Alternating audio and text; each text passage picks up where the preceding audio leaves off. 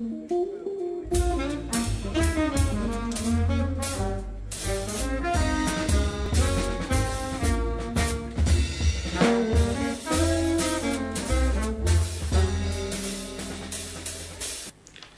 muito boa noite, caros telespectadores. Cá estamos novamente neste programa Interseções, Máxima Vaz e Oliveira Dias, para falarmos... Hoje Oliveira Dias. Hoje, cabe-me a mim as despesas do programa. Hoje vamos falar de um tema que, enfim, não será um tema muito falado, a não ser nos últimos tempos, uma vez que tivemos a honra de ter sido presenteados com mais uma visita papal a Portugal. O programa chama-se Interseções Odivelas, Dom Dinis, e Portugal será, quiçá, um dos países, ou se não o único país da civilização ocidental que mais antigas relações tem com a Santa Sé. Na medida em que todos os países que nós conhecemos hoje na Europa, quando o nosso país nasceu, eram incipientes, as fronteiras não eram as que tinham hoje. Na realidade, Portugal, quando nasce no século XIII, tem as fronteiras que hoje ainda conserva. É o primeiro país, é a primeira nação, o primeiro país na Europa, digamos que em termos de território a nascer. Nos outros países já existiam alguns, mas, enfim, com uma área territorial que nada tem a ver com aquilo que é hoje. Não só por isso, ou desde logo por isso, temos um longo historial de relações culturais, sociais e diplomáticas e religiosas, sobretudo, com a Santa Sé, até hoje. E quando o Presidente da República, o mais alto magistrado da nação, recebe a sua santidade, o Bento XVI, assim que o avião pousou em Portugal, o Cavaco Silva disse qualquer coisa como Portugal e o Vaticano têm históricas relações de amizade e de concórdia, que muito assinalamos. Enfim, não exatamente assim desta forma, mas no fundo foi esta a ideia que ficou. E nós aqui no programa começámos a pensar que ao longo de 8 séculos de relações entre Portugal e o Vaticano, seria interessante escalpelizar se sim ou não essas relações foram frutuosas e foram benéficas para ambas as partes, ou se terá havido sobressaltos, porque 800 anos são muitos anos, e os homens, não sendo perfeitos, porque essa é uma condição que só assiste a quem nos dirige lá de cima, por vezes, nem sempre, as coisas correm como todos quereriam que tivesse corrido.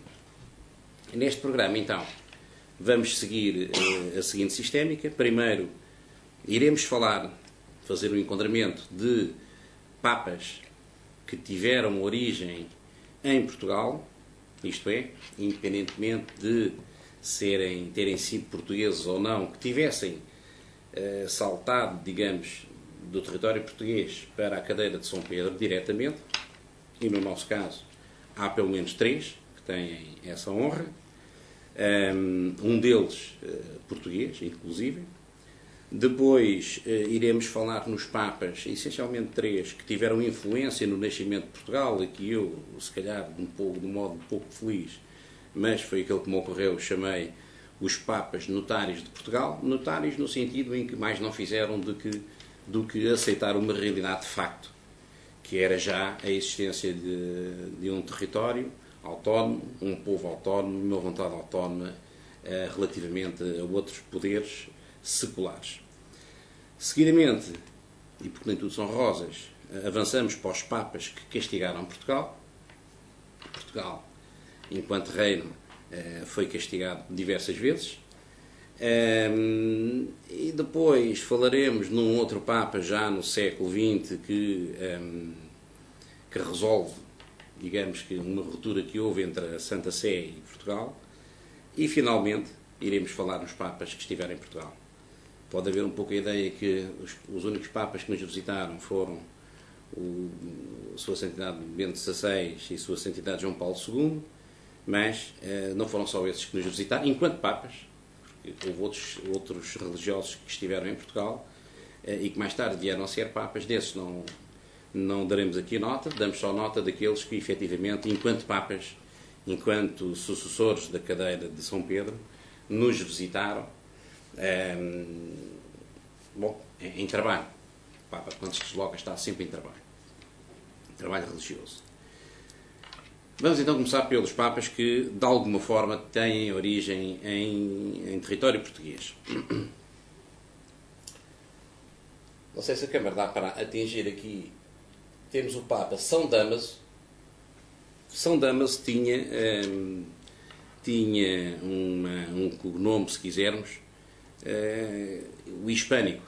O hispânico porque rezam as crónicas que seria oriundo da Península Ibérica e certa parte da doutrina indica São Damaso como tendo nascido em terras espanholas. A outra parte inclina-se a afirmar que ele terá nascido exatamente nas redondezas de Guimarães. São Damaso, eu não tive muita preocupação em fixar aqui as datas, mas São Damaso foi Papa por volta de 800 e qualquer coisa, 830, 840, se não me falha a memória, e este Papa teve uma importância vital na civilização ocidental por uma razão muito simples. É este Papa que incumbe São Jerónimo de fazer a redação final da regra latina, que foram os escritos que saíram do Concílio de Niceia, o tal concílio em que toda a cristandade se reuniu para escolher os evangelhos que haveriam de integrar um documento único, um volume único, sobre a vida de Jesus na Terra, e que inicialmente se chamou regra latina, e será sido São Jerónimo quem deu a redação final. Estamos a falar de um período que mediu em 35 a 40 anos, até se atingir a redação final, a que se chamou Vulgata. Vulgata é essa que é a Bíblia que hoje temos, que é o livro mais lido do mundo e é o livro mais publicado do mundo. E, portanto, foi exatamente o nosso Papa São Damaso, que desconfiamos de ter tido origem no território português, em Guimarães, quem dá o arranque, quem dá a ordem, o tiro de partida para que a Bíblia se tornasse, no farol, que ainda hoje é, para toda a região católica. Depois temos um outro Papa. Temos aqui uma imagem que não sei se consegue aparecer bem na câmara. Este aqui, que está de negro, de joelhos, perante este Papa que está sentado, é Dom Maurício Bordino. Dom Maurício Bordino ficou conhecido para a história da história ocidental como o antipapa Gregório VIII. E antipapa porquê? Em bom rigor, Dom Maurício Bordino, Dom Gregório VIII, não seria exatamente o antipapa. Antipapa seria Gelásio II, que, abandonando a cadeira de São Pedro, a deixou vaga, e o imperador alemão do Império Austro-Húngaro, assim é que é, nomeou então Dom Maurício Bordino, que se encontrava na sua corte como legado papal, portanto como representante diplomático da Santa Sé, e nomeou o Papa. Isto perante a vacatura da cadeira de São Pedro. Durante 3 anos, este homem, que não sendo português, era um português por adoção, ele nasceu em França e foi nomeado a primeira vez para um cargo eclesiástico em Portugal por Dom Henrique, o conde Dom Henrique, pai de Dom Afonso Henriques, nomeou o bispo de Coimbra. Mais tarde, o conde Dom Henrique nomeou Dom Maurício Bordino bispo de Braga. Bispo, depois tendo atingido também a categoria de arcebispo de Braga. E terá sido Dom Maurício Bordino quem começou por formatar o enquadramento do clero português, havendo a intenção de o autonomizar do clero de Santiago de Compostela, que à época era bastante forte. Portanto, havia aqui uma guerra dura entre as dioceses de Braga e as de Santiago de Compostela, no sentido de ver quem é que tinha a supremacia uma sobre a outra. E foi Dom Maurício Bordino quem criou as condições para, mais tarde, o clero português vir a conhecer a independência e a autonomia que conheceu. De Braga salta diretamente então, como disse, para a cadeira de São Pedro. Enfim, entretanto, há uma parte do clero que à época não aceita essa nomeação, porque na época os papas não eram eleitos pelos pares. Havia imperadores que, dado o poder que tinham a prerrogativa de nomear papas, e isso acontecia tanto no Império Germânico como no Império, nas cidades italianas, as mais poderosas, as famílias mais poderosas, tinham a capacidade de nomear papas entre membros da família. E acontece que Dom Gregório, portanto o nosso Dom Maurício Bordino, é reconhecido por metade da cristandade da época, durante 3 anos. Vicissitudes várias, diplomáticas e religiosas, fizeram uma inversão das coisas, e este Papa acaba então por entrar em desgraça, e quem lhe deu o apoio inicial acabou por lhe retirar, e é por isso que depois ele aparece naquela gravura em sinal de submissão. Creio que já não era o Papa Gelásio II, já seria um outro que substituiria Gelásio II, e portanto ele acaba a sua vida encerrado numa prisão, mas sempre suspirando pela sua Braga, cidade que ele tanto gostava. Um outro Papa com origem em Portugal é, este sim já português, Pedro Hispano, ou Pedro Julião, como também se chamava, e também se chamava Pedro Hispano por ter origem na Península Ibérica. Pedro Julião foi bispo de Lisboa e, aliás, foi bispo de Braga. Ele queria ser bispo de Lisboa, mas o rei não lhe fez essa vontade. À época, em Portugal e, enfim, noutros territórios da Península Ibérica e da Europa, eram os reis que nomeavam os bispos. Mais uma vez, não era como hoje, que são os papas que nomeiam os superiores eclesiásticos. À época eram os reis que o faziam. Veja-se, Dom Maurício Bordino, primeiro foi feito bispo de Coimbra e depois de Braga, por Dom Henrique. Dom Maurício Bordino, Pedro Julião, queria ser bispo de Lisboa, não o conseguiu, aliás ficou até um bocado aborrecido com essa situação, acabou por ser bispo então de Braga. E é daqui que depois salta para a corte, a Curia Romana, onde ele era médico, chega a ser médico pessoal de o Papa que ele sucedeu, e consegue uma nomeação que, reza a história, não terá sido uma nomeação pacífica. No entanto, era uma pessoa nascida em Lisboa, portanto, muito me orgulho, porque eu também lá nasci. Era uma pessoa notabilíssima, deixou muita obra escrita, muitas intervenções escritas, e teve um papado de 7, 8 meses, vale a verdade. Acabaria por morrer de uma forma trágica quando ficou soterrado por baixo de um teto de uma ala que estava em obras do palácio onde ele habitava, e não conseguiu resistir aos ferimentos e acaba por sucumbir.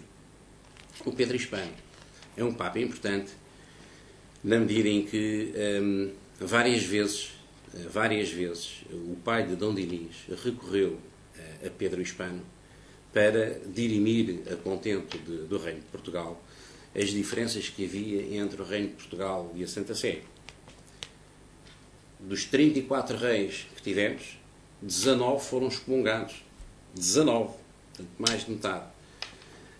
Logo, o Dom Afonso Henriques, conta a lenda que terá sido excomungado por um bispo que aqui veio fazer qualquer coisa, e ele não terá feito a vontade ao bispo, e o bispo excomungou e fugiu, mas ele conseguiu ainda alcançá-lo e obrigá-lo a voltar o processo ao início.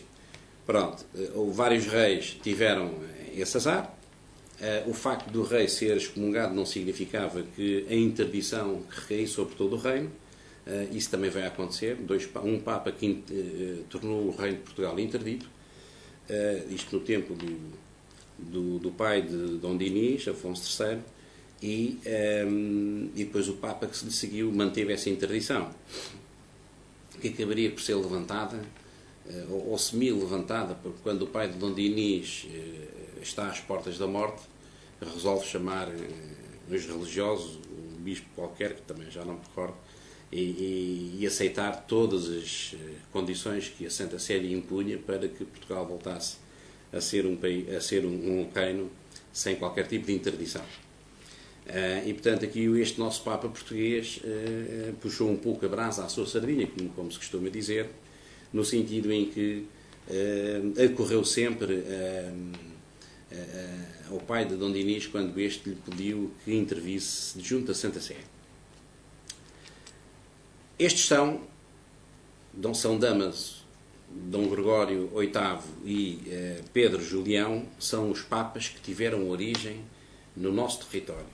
E por isso eu gosto de pensar neles como papas portugueses, tirando Dom Maurício Bordino, porque de facto era francês, mas a verdade é que é aqui em Braga, e Braga foi sempre uma cidade da maior importância em termos religiosos, ainda hoje é conhecida como a cidade dos arcebispos, tem muito a ver com os titulares do cargo de bispos ou arcebispos de Braga fizeram no passado. E Dom Maurício Bordino foi um deles. Foi daqueles que marcou decisivamente para o futuro da Igreja Portuguesa. Agora, os papas que tiveram uma intervenção direta no nascimento de Portugal. E no nascimento de Portugal porque, ao contrário de outros reinos, Portugal teve a necessidade de se socorrer de uma artimanha, já vou falar dela, de uma artimanha para se poder ver como reino independente. Quando o conde Dom Henrique vem à Península Ibérica, acompanhado de seu primo, Dom Raimundo, participar nas batalhas da Reconquista da Península Ibérica, sob as ordens do rei de Castela, este dá-lhe o condado portucalense para ele administrar, e portanto as coisas começam um pouco aí, e é depois com Dom Afonso Henriques que digamos que a raiva autonómica, a vontade de independência se faz com mais afirmação. É com Dom Afonso Henriques. No entanto, podemos admitir que tudo isto começa com Dom Henrique, quando para cá vem, para a Península Ibérica, participar nas batalhas da Reconquista.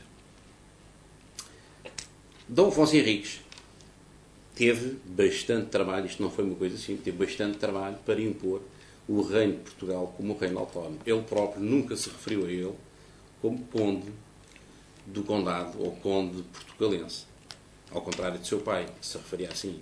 Dom Afonso Henriques autodenominou-se sempre ou como infante ou como rex, numa fase uma fase posterior, uma fase mais afirmativa.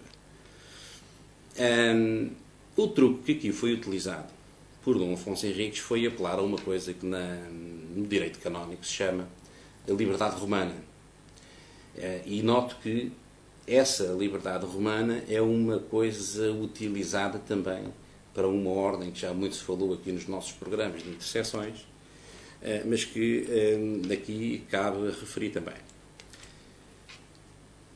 Para todos os efeitos, e em termos práticos, o condado portucalense era uma parcela do reino de Castela e, portanto, o nosso Dom Afonso Henriques deveria a sua obediência ao rei de Castela. Bem, para se livrar disto, não podia ser só com armas na mão, até porque Castela, em termos militares, era mais dotada do que nós, quer em termos de população, quer em termos de armas e tudo isso. Portanto, havia que apelar aqui a um poder, enfim, mais alto que as próprias monarquias. E então, eu penso que terá sido Dom João Peculiar, o arcebispo de Braga à época, quem terá tido esta ideia. Não estou a ver o nosso primeiro rei, Dom Afonso Henriques, a lembrar-se da liberdade romana, que é um instituto jurídico ou canónico, que não seria muito do conhecimento dele, mas sim da própria Igreja. Então terá sido Dom João Peculiar que se terá lembrado da liberdade romana. E o que é a liberdade romana? A liberdade romana é um pedido que se faz à maior figura da hierarquia da Igreja, neste caso o Papa, para se ficar desobrigado perante qualquer poder secular ou religioso, exceto o próprio Papa. Isto é, quando Dom Afonso Henriques pede ao Papa proteção, nos moldes que eu já vou aqui referir, no fundo está a dizer: eu só quero reconhecer o Papa como autoridade superior a mim. Não quero ser vassalo de mais ninguém. Isto, ao ser concedido, é a liberdade romana. Já aos Templários aconteceu o mesmo. Os Templários só obedeciam ao Papa. Ou melhor, os Cavaleiros Templários obedeciam ao Grão-Mestre e o Grão-Mestre obedecia ao Papa. Isto era a liberdade romana também. Embora não o dissessem. Era, na prática, a liberdade romana. Ora, o nosso primeiro rei faz um pedido, neste caso a Inocêncio II, vemos aqui nesta figura, Inocêncio II, escrevendo-lhe uma carta que se chama Clavis Regnis. Ora, a Clavis Regnis, latim, que em português significa as chaves do reino, era nem mais nem menos do que a oferta que Dom Afonso Henriques fazia ao Papa Inocêncio II das chaves do reino de Portugal. Sendo que Dom Afonso Henriques, a ser aceite esta pretensão, seria apenas e só vassalo do Papa. Isto é, deixaria de ser vassalo do rei de Castelo. Ora, este Inocêncio II, quem é? Este Inocêncio II é um Papa cisterciense, portanto, um seguidor foi pupilo de São Bernardo de Claraval, e é este Papa também que publica a bula que declara os Templários como respondendo apenas ao Papa. Vê-se aqui claramente a mão de São Bernardo de Claraval. Não tenho disso a menor dúvida, que não só foi o mentor da criação da Ordem dos Cavaleiros do Templo, como também foi o mentor do Reino de Portugal. E isto obedecia a um plano que São Bernardo de Claraval tinha em mente e precisava que o Papa não fizesse, enfim, que não titubeasse muito e que subscrevesse por baixo as suas ideias. E, portanto, não é por acaso que quando Dom Afonso Henriques escreve a carta Clavis Regnis a Inocêncio II, à partida aquilo já tinha algumas garantias. Até porque quem é que vai à Santa Sé entregar a carta em mão? É exatamente Dom João Peculiar, um templário e uma terceira pessoa que sinceramente não vem à memória. Portanto, vejam bem, há um templário que acompanha. Porquê? Porque é a tal ordem que também foi abençoada com a liberdade romana. E, portanto, para reforçar as coisas, o próprio Dom Afonso Henriques era um irmão externo do templo e, portanto, tudo se conjugava no sentido de, e sendo Inocêncio II um cisterciense, portanto, um pupilo de São Bernardo de Claraval, as coisas estavam muitíssimo bem encaminhadas. E aqui notem, há aqui um aspecto também curioso e que também não é dado muito nas escolas. Inocêncio II, por uma daquelas curiosidades históricas, começou por ser um antipapa também. Inocêncio II não era o Papa legítimo à época. Havia um Papa legítimo e havia um antipapa que era Inocêncio II. E Dom Afonso Henriques, certamente bem aconselhado por São Bernardo de Claraval, que tudo estava a fazer para que o Inocêncio II viesse a ter ganho de causa na pretensão à tiara papal, orienta com certeza o nosso primeiro rei para este Inocêncio II, que acabaria por efetivamente vir a ser considerado efetivamente o Papa legítimo, e o outro acabou por ir parar também aos calabouços e teve muito pouco tempo como Papa legítimo. Portanto, estas curiosidades da história são pouco conhecidas, mas são uma realidade.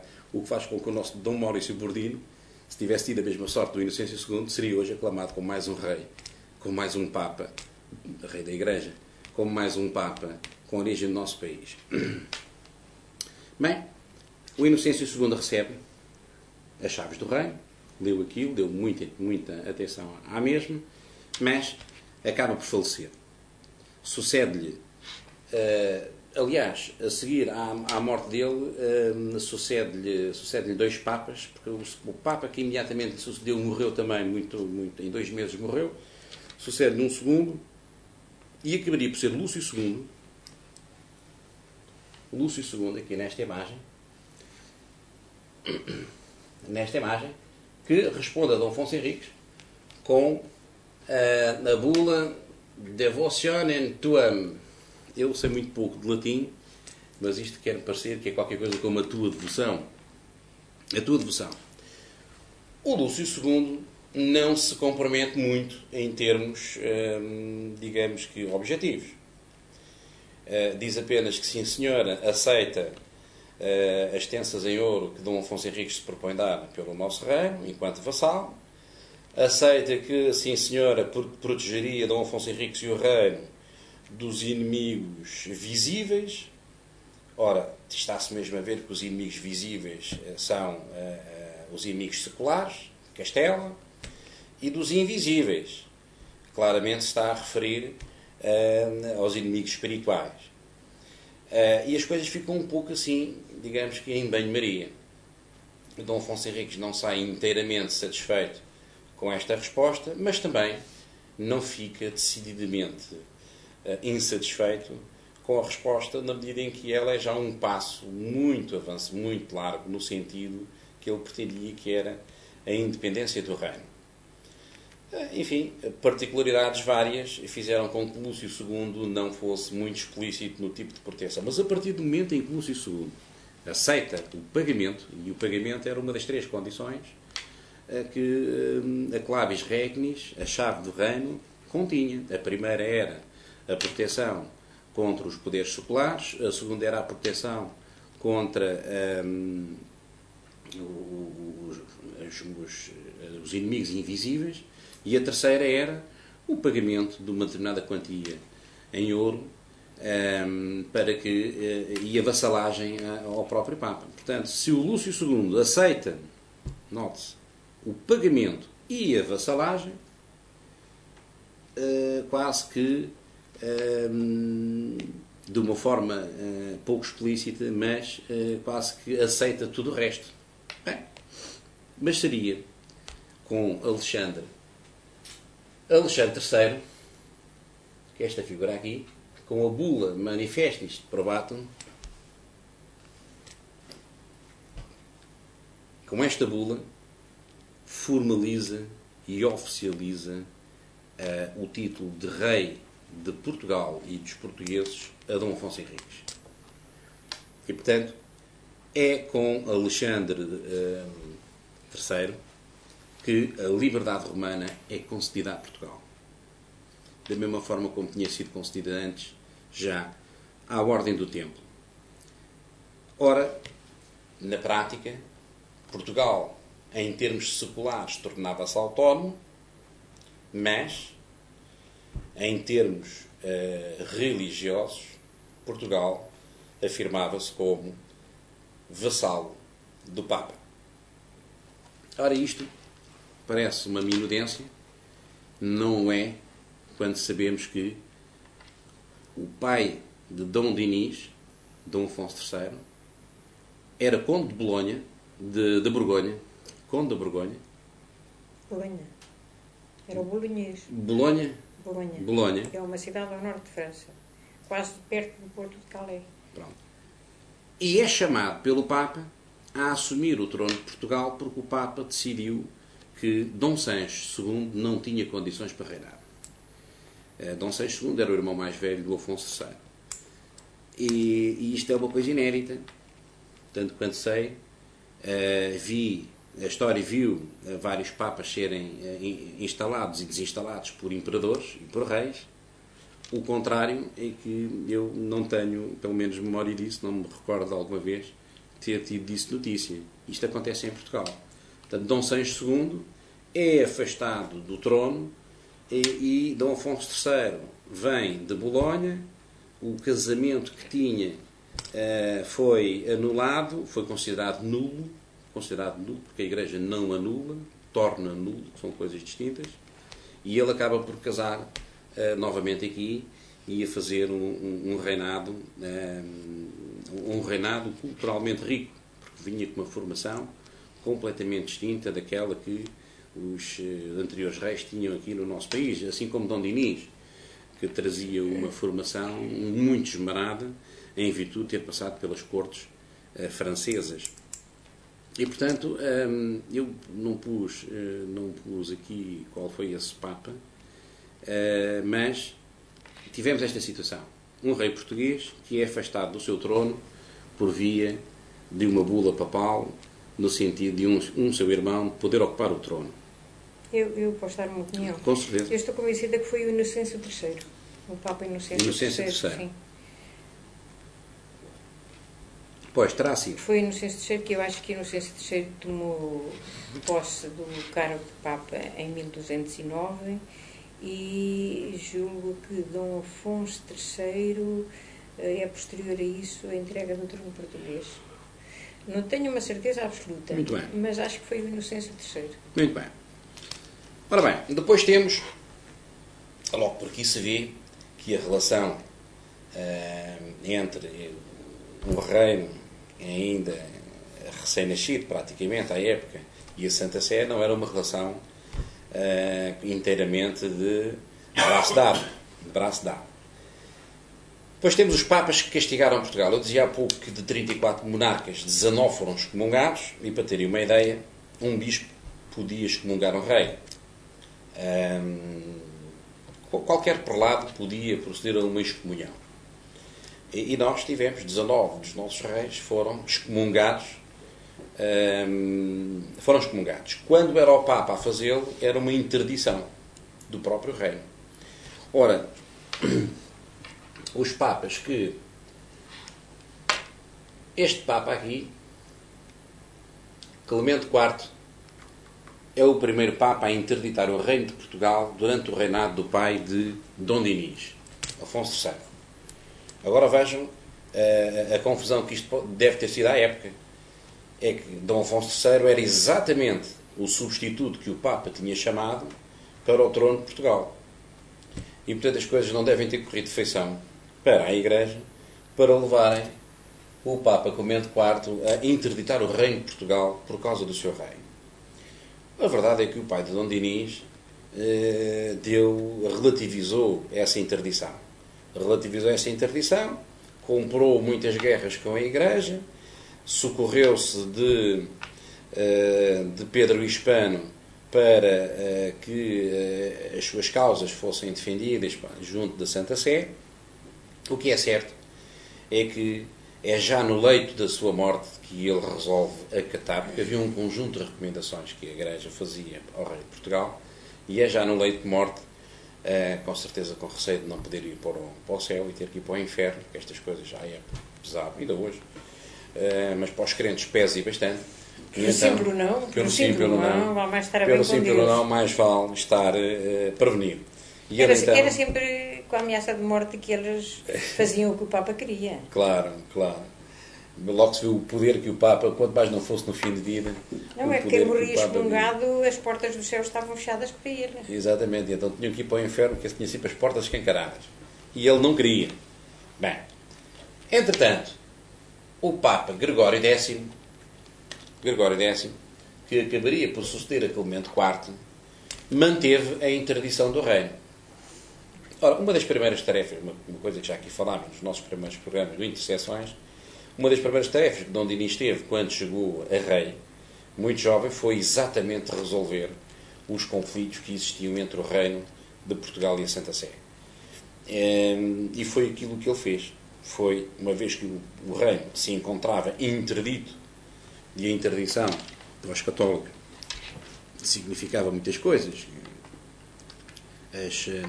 Não podiam fazer comunhões, não podiam comungar, não podiam casar, não podiam morrer. Era uma arma terrível, a excomunhão era uma arma terrível. Era uma coisa fortíssima, exatamente.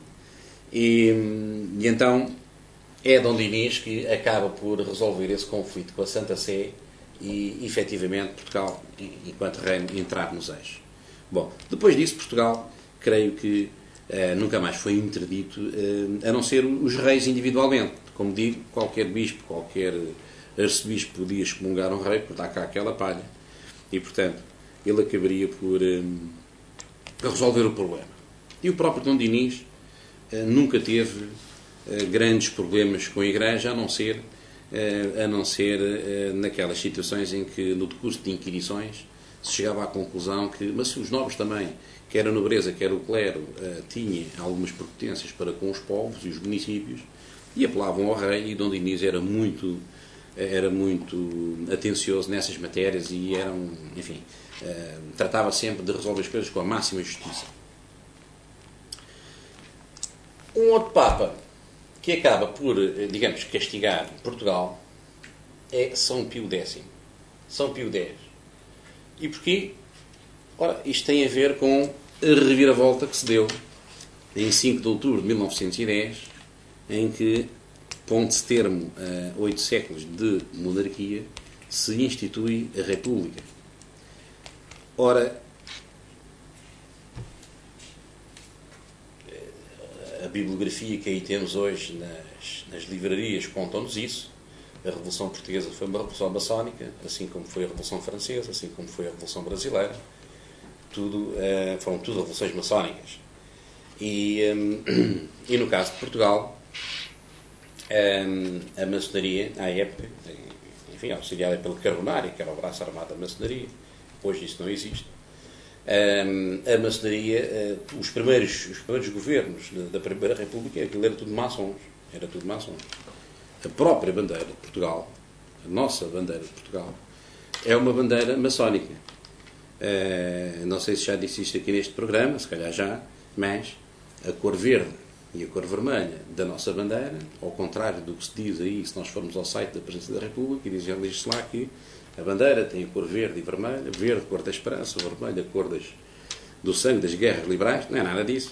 O verde e o vermelho são as cores da secção maçónica do Partido Republicano, que integravam a comissão que haveria de fazer as bandeiras, a nova bandeira, para substituir a bandeira monárquica. Os 7 castelos, não são bem os castelos que conquistaram aos mouros, porque conquistámos bem mais castelos do que apenas 7. Os 7 castelos, o número 7, resulta de uma soma. É o número 3 com o número 4. O número 3 é o número do céu, da Santa Trindade, e o número 4 é o número da terra. A terra, o ar, o fogo e o ar, os 4 elementos. E, portanto, o 7 é o casamento do céu com a terra. Notem o paralelismo que isto tem com o Espírito Santo. Que é isto o Espírito Santo. É o casamento da terra com o céu para dar lugar a um governo universal. As 5 quinas, a mesma coisa. O número 5 também tem uma determinada simbologia.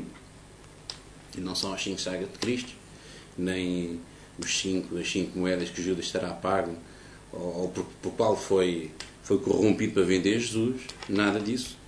Tem outro tipo de simbologia. Portanto, a nossa bandeira, a esfera armilar, tudo isso, a nossa bandeira é uma bandeira de matriz maçónica.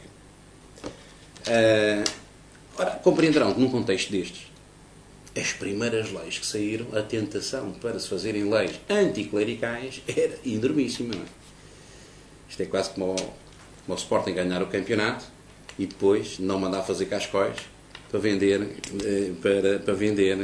festejando o campeonato. Portanto, a tentação é sempre muito grande para, dado o enquadramento, se fazerem determinadas coisas. E, portanto, à época, a tentação para se fazerem leis anticlericais foi muito grande. E aí, São Pio X acaba por cortar relações diplomáticas com Portugal. Compreender-se-á que, à época, o Vaticano já não vai chancelar os países, nem os presidentes, nem essas coisas todas, mas o Vaticano é um Estado autónomo, um Estado independente também, mantém relações diplomáticas com a generalidade dos países que existem no mundo, e Portugal é um deles.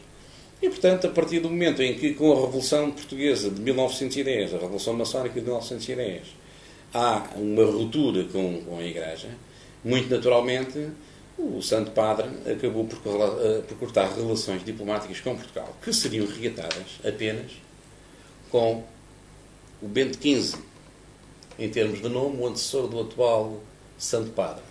Bento XV, com a chegada de Sidónio Pais ao poder, e enfim, atenuando aquela euforia inicial, aquela euforia anticlerical inicial, aplacando as hostes, o Sidónio Pais consegue com que o Santo Padre, com uma bula de 1919, restaure as relações diplomáticas com Portugal. Porque vejam que, desde que Portugal nasce, com a bula Manifestis Probatum, até hoje, tivemos muitos altos e baixos nesta relação com a Igreja Católica. E mais. Eu recordo-me, por exemplo, que reis católicos, lembro dos reis de Espanha, Castela e Leão, Isabel e Fernando, de Aragão, Isabel e Fernando eram os reis católicos. Dom Manuel, que sucedeu em Portugal, que sucedeu a Dom João II, Dom Manuel era o cristianíssimo. E vejam a diferença. Pode ser cristão e não ser católico, mas não se pode ser católico sem ser cristão. Porquê? Por causa do culto do Espírito Santo, que nos é legado, ou melhor, que nos é trazido pelos Templários, é assumido pela Ordem de Cristo, e no tempo de Dom Manuel, e dada a evolução que as coisas tomaram à época, ele tinha autodenominava-se como o cristianíssimo. Os outros eram os católicos, ele era o cristianíssimo. Os outros eram ligados ao papado. O nosso era ligado ao Espírito Santo, que deverá ter uma maior longevidade que a própria Igreja Católica, supostamente. Portanto, vejam as diferenças que há entre o nosso país e os demais na relação que têm com a Santa Sé. Bom, e aqui falta-nos apenas falar dos Papas que nos visitaram. Efetivamente, num pouco espaço de tempo, eu nunca pensei, tenho 46 primaveras, nunca pensei ter assistido à vinda de tantas vezes de Papas a Portugal.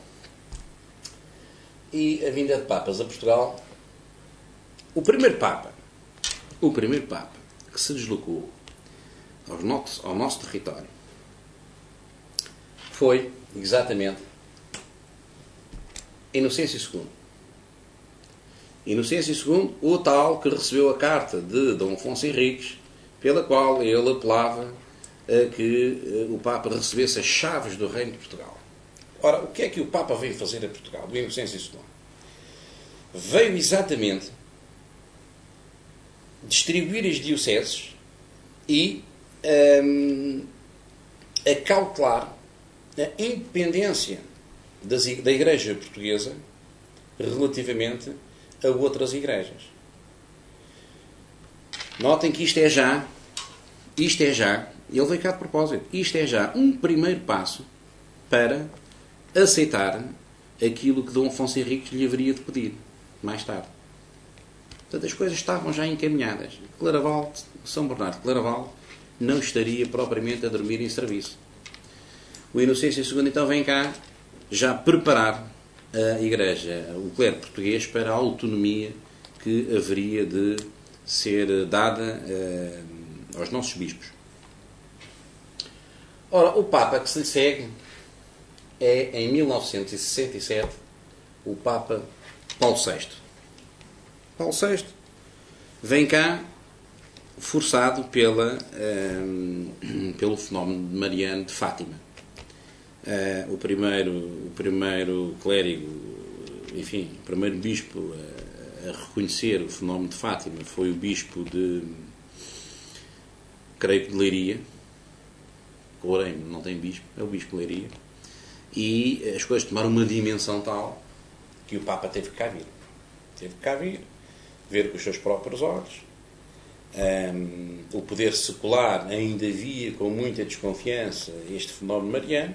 É sabido que aquilo que o governo não podia controlar, desconfiava.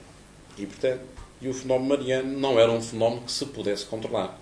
Começa com 3 pastorinhos e hoje tem milhões de adeptos à escala global.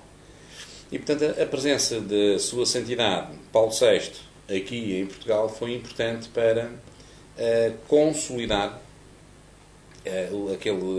o fenómeno mariano e o Santuário de Fátima.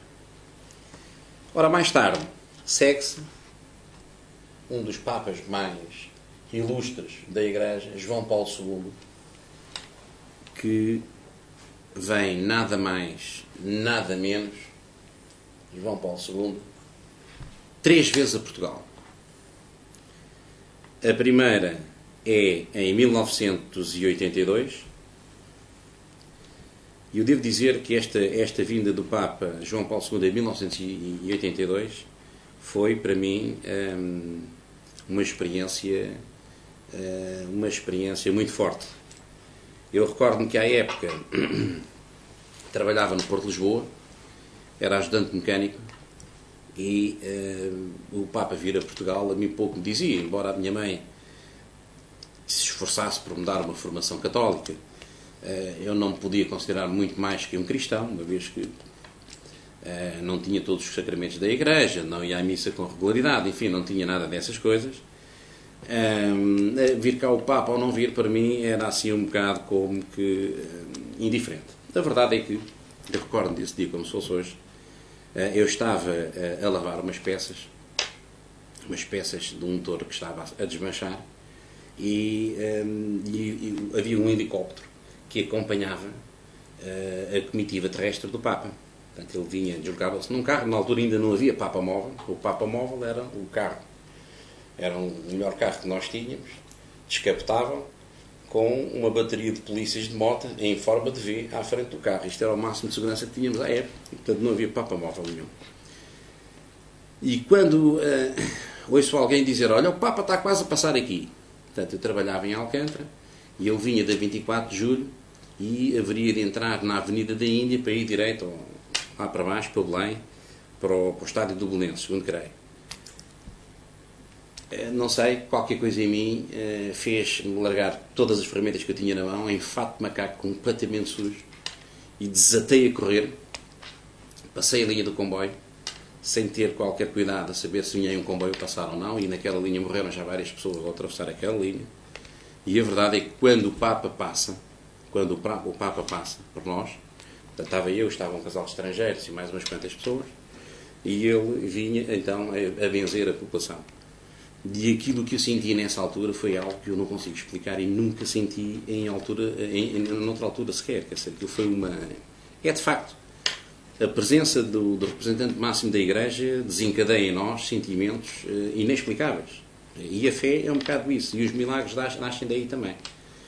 O que é certo é que fiquei rendido àquele Papa, João Paulo II, e aquilo foi uma experiência muito forte, muito, muito pessoal. A segunda vez que ele cá vem, que João Paulo II cá vem, é em 1991, aqui já ele tinha tido o primeiro, penso que a primeira tentativa de assassínio, na Praça de São Pedro, no Vaticano, e veio cá para se consagrar à Virgem Maria, e creio que na altura isto juntou cerca de 1 milhão e tal de pessoas em Fátima, outra manifestação tremenda de fé e de como se pode seguir uma pessoa. A última vez que cá tive foi em 2000, já numa fase muito final da sua vida, em que percebia-se que estava ali um bocado a agonizar no seu posto, mas fez questão de cá vir uma terceira vez, e portanto só este Papa presenteou-nos com 3 visitas. A última visita foi há pouco tempo, daí o motivo deste nosso programa, e o motivo que estamos a falar de Papas.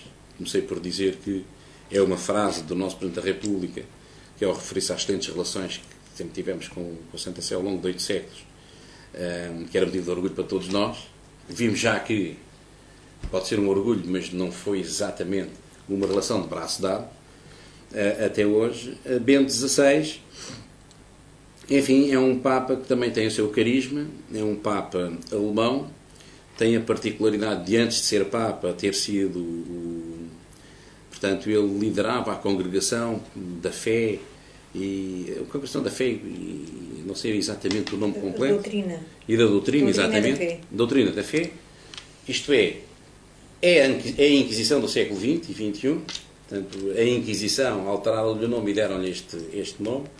e por isso dizer que ele era o bispo, era o cardeal da Inquisição. Ainda por cima, sendo alemão, também não traz muitas simpatias a muita gente. O que é certo é que Bento XVI esteve cá e esta visita do Bento XVI teve uma curiosidade que eu, sinceramente, também não resisto a dar nota dela aqui.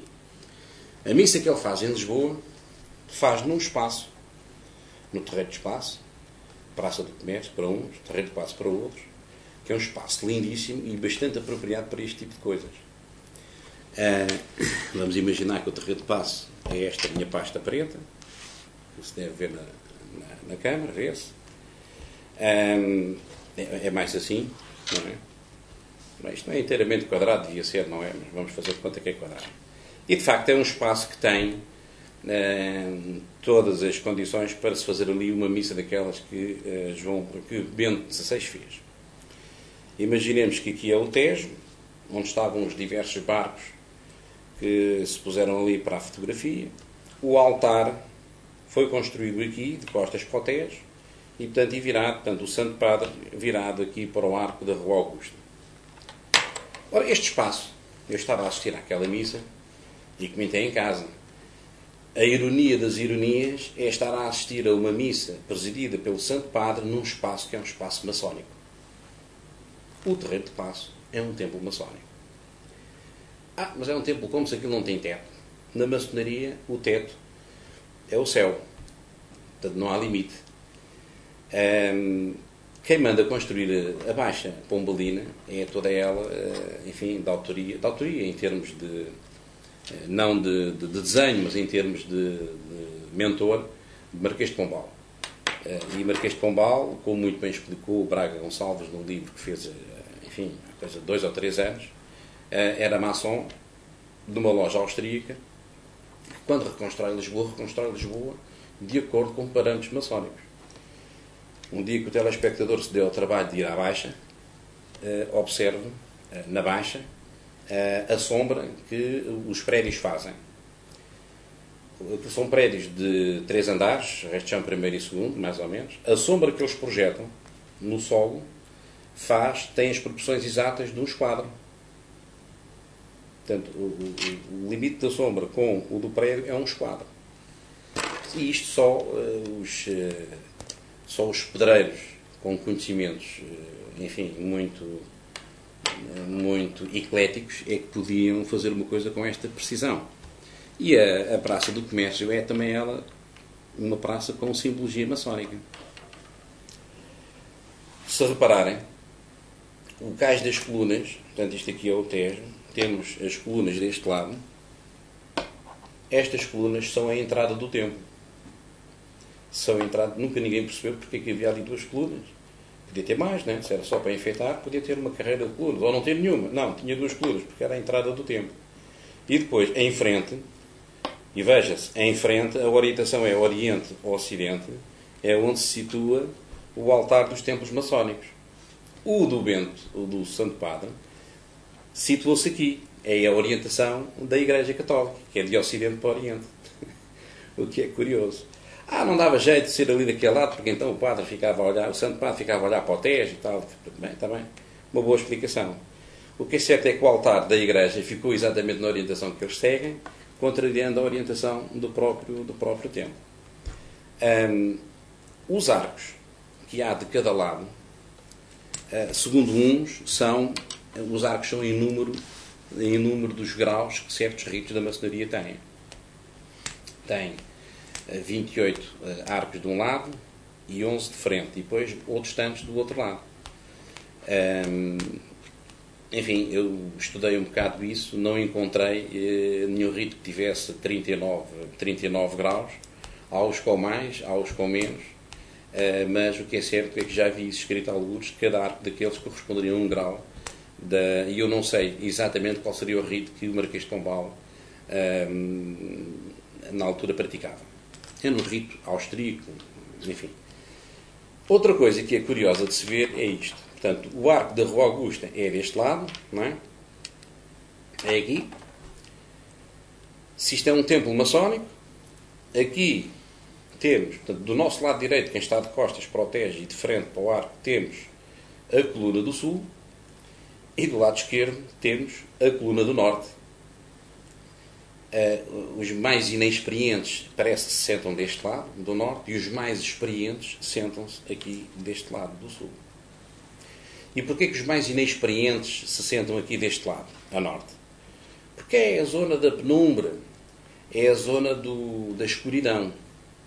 E os mais experientes, como já são, enfim, são mais lúcidos, têm mais luz, estão deste lado.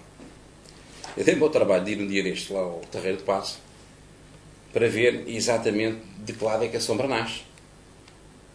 De que lado é que a sombra nasce. Ora, eu li alguns aí que a maçonaria começa os seus trabalhos ao meio-dia e acaba à meia-noite. E eu fui para lá ao meio-dia, para o Terreiro de Paço, para ver de que lado é que a sombra batia. E, efetivamente,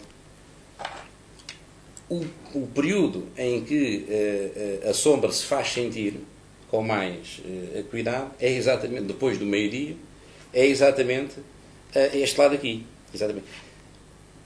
Do lado sul há um bocadinho, mas que desaparece rapidamente por volta do meio-dia e meio, não há sombra nenhuma aqui. Portanto, o lado norte é o lado que está 98% do tempo na escuridão. Digo assim, bem, até isto bate certo. De acordo com aquele livro que eu li, capa amarela, até isto bate certo. Portanto, até o lado que é suposto ser o lado dos inexperientes está sombreado, é a sombra que o rodeia mais tempo. Admito que ninguém tenha explicado nada disto na sua santidade, Bento XVI, e que o próprio clero também não tenha conhecimento, não tenho dúvidas nenhumas que a missa se calhar não teria sido feita ali. Se calhar por isso, João Paulo II preferiu fazer a missa no estádio de Belenenses e não ali, porque na época, em 82, também tínhamos o Terreiro de Paço. Se calhar não com as condições que temos hoje. Mas não deixei de deixar aquilo bastante irónico. E mais, no próprio arco. E ao meio, temos a estátua de Dom José com o cavalo a pisar umas víboras e umas cobras e não sei o quê, que dizem os entendidos que eram os jesuítas. Aquilo significava os jesuítas, Marquês de Pombal não podia com eles. E eu ponho-me a olhar para aquilo e vejo que é exatamente ali, não é? Dada a dimensão do terreno, é exatamente ali que são colocadas outras colunas que os padreiros livres também trabalham, que são 3. E digo assim, bem, efetivamente, se dúvidas houvesse, não é difícil de encontrar aqui um paralelismo muito próximo entre os templos maçónicos, este ao ar livre, e a Praça do Comércio. Para além disso, temos ainda o arco, que tem uma inscrição em latim lá por cima, que diz qualquer coisa, devemos ser como os virtuosos, ou os virtuosos como a quem nos devemos comparar, é uma coisa assim. Depois de falar, tem lá a estátua do Viriato, de Vasco da Gama, e não sei. Ora, o virtuoso quem é? O virtuoso é aquele que orienta os seus companheiros. É a luz que emana para orientar os seus companheiros. E, portanto, até nisso, aquilo tem esse denominador comum com a realidade maçónica. A maçonaria e a Igreja nem sempre estão bem. Houve já papas que promulgaram bulas a excomungar maçons, houve outros que recuaram. Por acaso o Ratzinger foi o último, não como papa, como presidente da Congregação da Doutrina e da Fé, fez não é uma bula, mas fez uma publicação qualquer, na qual interditava os maçons de comungar. E, portanto, da excomunhão, aquilo foi evoluindo até chegar ao ponto em que o maçom não pode comungar. Pronto, e a coisa fica por aí e não se aborrece mais. Mas a excomunhão ainda existe? Então não existe. Ainda está ativa? Então não existe. Mas o João 23 tinha acabado com as excomunhões. Eu julgava que não a tinham reativado. Eu sabia que o Papa João Paulo II quis retomar a excomunhão. Mas julgava que não tinha ido avante. Julgava que a excomunhão que não tinha conseguido vencer. Bem, se calhar então é por isso que o Ratzinger apenas limitou a não poder Mas eu incomungar. também não sei se... Não, eu também não sei estou que o João seguro. XXIII, para mim, é o grande Papa da abertura e da mudança, é o João XXIII. E sei que o Paulo VI manteve-se sempre sem querer intrometer-se muito nas inovações que o João XXIII introduziu. E sei que depois o João Paulo II tinha uma visão muito mais conservadora, mas muito mais conservadora que o João XXIII. E quiseram retomar, e ele fez questão de reparar outra vez na excomunhão. Mas eu julgava que tinha ficado pela tentativa, mas aí de averiguar isso, a ver se de facto... Se ainda existe a excomunhão se ou não. ainda existe a excomunhão ou não. Pois. Estas... Pode ser por causa disso que o Ratzinger só tenha limitado à comunhão e pronto. Sim, podia dizer assim, não, isto mantém-se. Ou mantém-se, ou renova-se, ou qualquer coisa do mas género. outro dia, ouvindo falar um padre polaco na televisão, os polacos são muito conservadores. Os polacos cristãos católicos são ultraconservadores. E ele dizia coisas incríveis da ação do Papa João XXIII, que era a grande confusão, a grande bagunça, a destruição, uma coisa incrível. Portanto, como era um Papa inovador, aberto à tolerância, à generosidade e à alteração daqueles princípios rígidos do catolicismo, para a maioria dos doutrinadores polacos, isto é uma desordem introduzida na Igreja Católica pelo Papa João Paulo, pelo Papa João XXIII. O que eu acho uma coisa um bocadinho de nós discutirmos isto. Eu acho que isto devia ser bem analisado pelas pessoas que estão a orientar a doutrina da Igreja, porque eu considero que não houve um Papa nos últimos tempos como o João XXIII, não é? E que tudo o que seja travar e recuar nesse âmbito estão a perder o comboio. O Papa João XXIII quis apanhar o comboio do nosso tempo. E depois tem havido um sistema de travagem nesses comboios. Nós chegamos ao TGV por esse andar, é um bocado difícil de chegar ao TGV. O João Paulo II fez uma coisa, ou tentou fazer uma coisa e com algum sucesso, penso eu, que foi também no curto período de 7 meses que o nosso Pedro Julião foi Papa, em Roma, também tentou fazer. Foi o diálogo ecuménico. Foi aproximar a religião católica das outras religiões e abandonar o estigma de nós é que somos bons e os outros, então, nem mal estão porque não são nada. Não? Mas quem iniciou isso foi João XXIII, com o Concílio Ecuménico. Foi? Foi. Pronto. Eu desse não me recordo. Recordo-me de João Paulo II, que fez vários apelos ao diálogo ecuménico. O Papa da Modernidade é o João XXIII. Ele faz uma revolução. Fez várias tentativas para dialogar com os outros. E por isso também ele foi um Papa peregrino, não foi o único, mas também foi um Papa. Aliás, creio até que foi o que mais viajou pelo mundo, foi o Papa João Paulo II, e procurando sempre o diálogo com as outras religiões. Agora, se nós estamos a falar de Pedro Julião, que foi Papa no século XIII, e já nessa altura se preocupava com isso, creio que daqui a 10 séculos ainda vamos estar, se cá estivermos nós também, ainda vamos estar a falar no diálogo ecuménico, que é sempre necessário, e hoje cada vez mais, com os atritos que há com as outras religiões, porque as religiões lidam mal com os Estados laicos.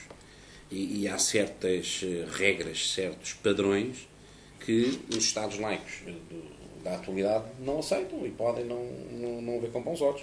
Estou-me a lembrar da burca, que é proibida em França e que é um símbolo religioso utilizado pelos muçulmanos, como sendo uma coisa naturalíssima, mas em França, por exemplo, e em Espanha também parece-me também é assim, simplesmente não aceitam que andem pessoas de cara tapada a frequentar locais públicos.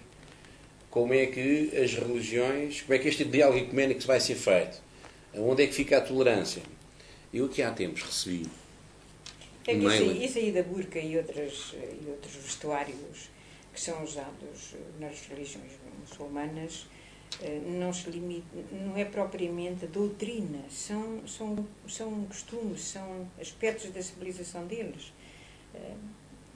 Pois, o mal está aí em nos querer integrar isso na doutrina, nos preceitos da doutrina. Pois, mas isso deriva da própria religião que eles praticam. É. Eu aqui há tempo Mas há percebi... alguns que praticam a religião muçulmana e, no entanto, não têm esses vestuários assim. O povo turco, na Turquia, as pessoas andam de cara destapada. E no Irão também, quando era no tempo do Shah, as pessoas vestiam modernamente e, no entanto, eram muçulmanos. Portanto, há aqui sensibilidades políticas que depois se colam às sensibilidades religiosas e, quando misturam e integram uma coisa, a religião na política, é que a coisa fica mal. Eu aqui há tempos recebi um mail sim, com um vídeo sobre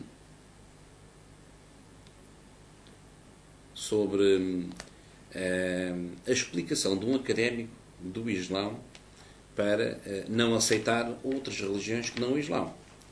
E o homem era professor universitário e então dizia ele: olha, imagine que está numa universidade e você quer contratar um professor de matemática. E lhe vêm apresentar outros professores de matemática, mas que não sabem nada de matemática. Ora, eu só posso contratar aquele que é professor de matemática. E, portanto, isto porquê? Porque ele achava que o Islão é que é a verdadeira religião, todas as outras nem aproximações estão. Logo, ele não considerava sequer a hipótese de permitir liberdade de culto a quem quisesse, porque era estar a permitir que as pessoas fizessem uma coisa que eles sabem que está errada. E, portanto, é muito complicado chegar aqui a uma plataforma de consenso com as religiões. Assim não vamos lá. Por isso é que, se calhar, na maçonaria, a religião é um tema tabu. A maçonaria só tem 2 temas tabus. É a religião e é a política. Homens sensatos. Homens sensatos. Acho que sim. Bom, em relação aqui às relações que nós tivemos, que nós, Portugal, tivemos com a Santa Sé, tivemos muitos altos, tivemos muito baixos, altos e baixos, desde interdição do reino, excomunhão de reis, corte de relações diplomáticas, mas também tivemos o privilégio de ter, por 1, 2, 3, 6 vezes, um Papa a visitar Portugal, por diferentes motivos, mas a visitar Portugal. E isto é importante, e isto é da máxima importância para nós, Portugal, para nós portugueses. Eu escrevi já em algures que não me espantaria nada que dentro, em pouco tempo, não sei quantos anos, o próximo Papa viesse a ser um Papa português. Somos a 5ª língua mais falada no mundo. O Brasil, com os seus 200 milhões de habitantes, dá um grande impulso a esta matéria e não me espantaria que, se não for o próximo, pelo menos, enfim, dentro de um par de anos, tenhamos um Papa que fale português. Boa noite. E até à próxima.